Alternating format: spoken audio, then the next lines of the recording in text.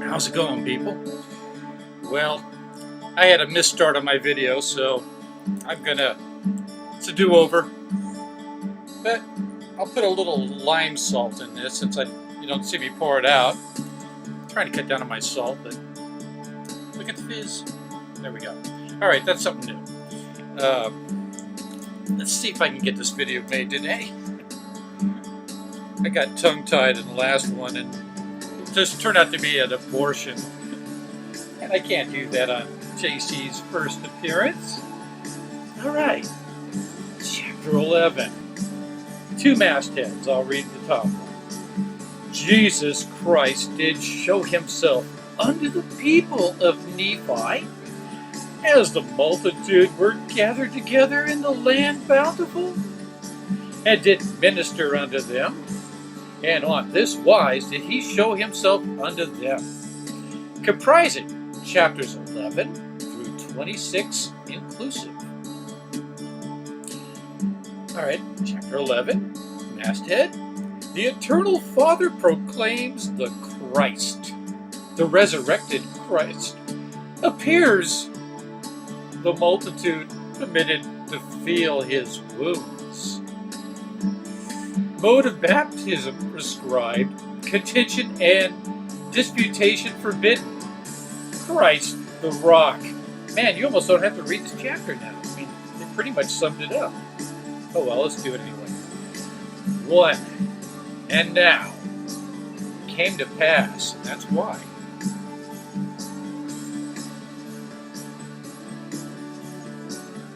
Well, that's really nice with the salt. This is almost too sweet in a ways. It's a malt liquor, I think. I don't know. Yeah. So a little lime salt kind of balances it out nice.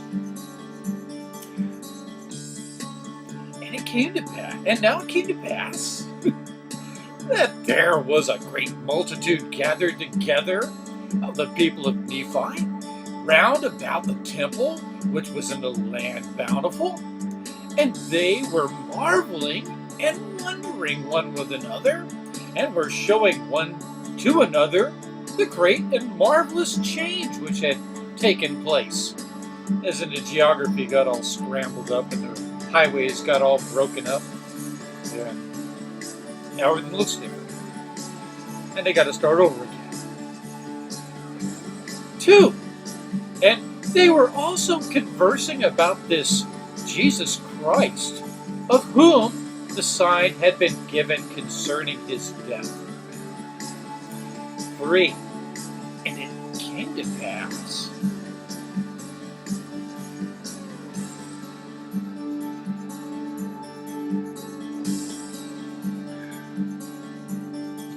that, while they were thus conversing one with another, they heard a voice as if it came out of heaven again. And they cast their eyes round about, for they understood not the voice which they heard, and it was not a harsh voice, neither was it a loud voice. Nevertheless, and notwithstanding it being a small voice, it did pierce them. Ow. That did hear to the center. Insomuch that there was no part of their frame that did not cause to quake. Yea, it did pierce them to the very soul. So your soul's at the center of you. Okay. And did cause their hearts to burn. It gave them heartburn. I know what that's like. 4. And it came to pass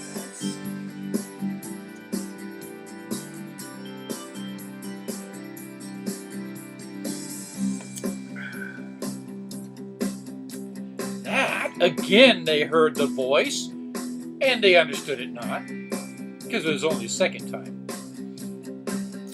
5. And again, the third time, they did hear the voice, and did open their ears to hear it, because, it's magic numbers that work, Number 3 is one of the biggies. And their eyes were towards the sound thereof, and they did look steadfastly towards heaven, from which the sound came. 6. And behold, the third time they did understand the voice which they heard, and it said unto them, 7. Behold, my beloved Son, in whom I am well pleased, in whom I have glorified my name. Hear ye him. 8. And it came to pass,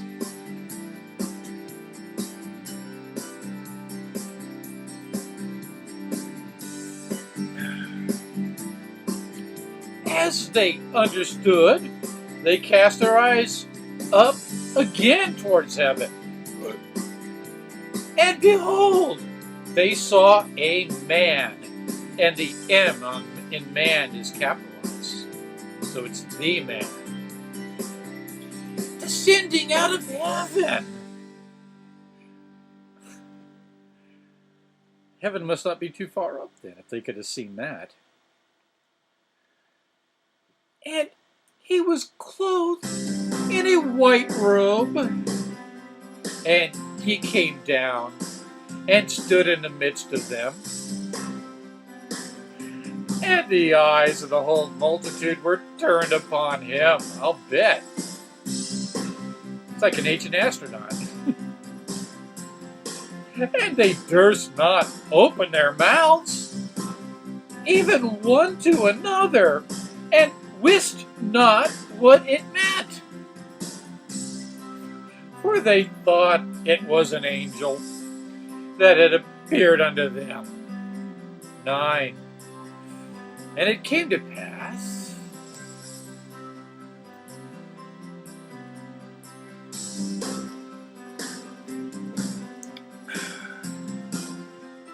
that he stretched forth his hand and spake unto the people, saying, 10.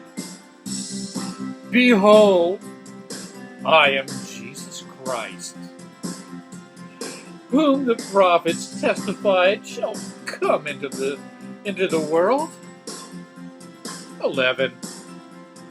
And behold, I am the light and the life of the world. And the life of the party turns water into wine, feeds multitudes. And I have drunk out of that bitter cup which the Father hath given me. I thought it was one of the centurions that gave him that cup of gall. And have glorified the Father in taking upon me the sins of the world, in the which I have suffered the will of the Father in all things from the beginning. 12. And it came to pass, hang on,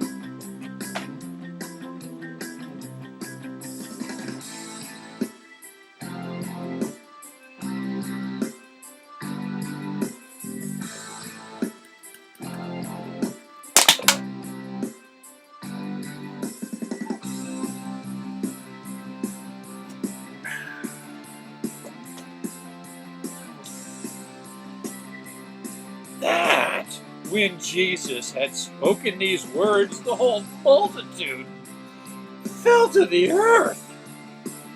For they remembered that it had been prophesied among them that Christ should show himself unto them after his ascension into heaven. 13. And it came to pass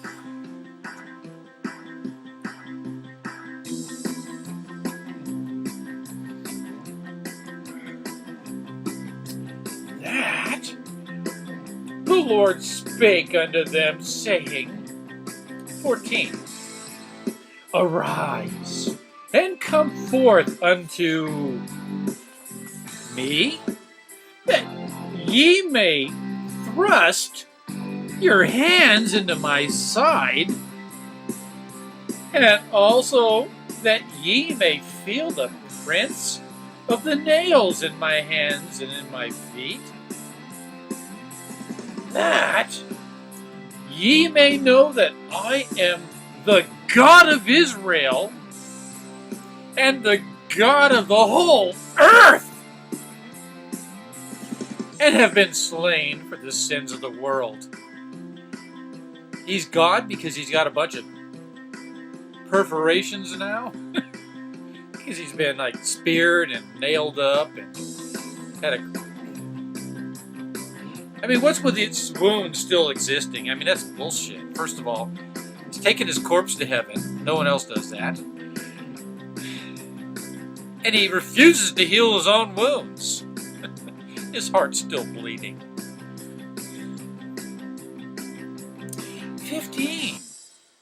And it came to pass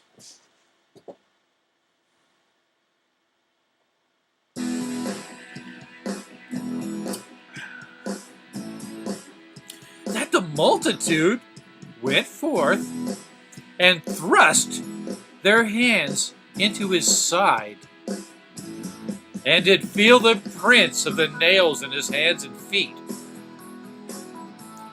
And this they did do, going forth one by one, until they had all gone forth, and did see with their hands and feel with their hands, would see with their eyes and feel with their hands, and did know of a surety, and did bear record, and I'm surprised they don't really have their written affidavit, that it was he of whom the prophets, of whom was written by the prophets that should come.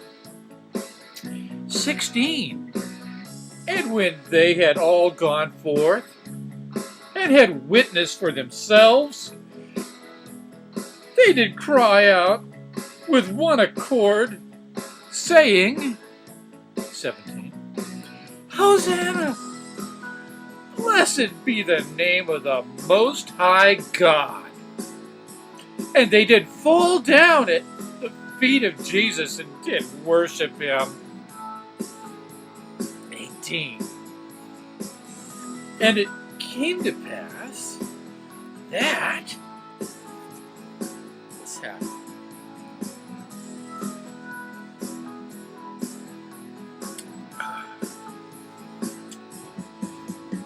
That he spake unto Nephi, parentheticals. For Nephi was among the multitude, which made that possible. Because they didn't have, like, telephones. And he commanded him that he should come forth. 19. And Nephi arose and went forth, and bowed himself before the Lord, and did kiss his feet. 20. And the Lord commanded him that he should arise. And he arose and stood before him. And I'll pick this up in verse 21.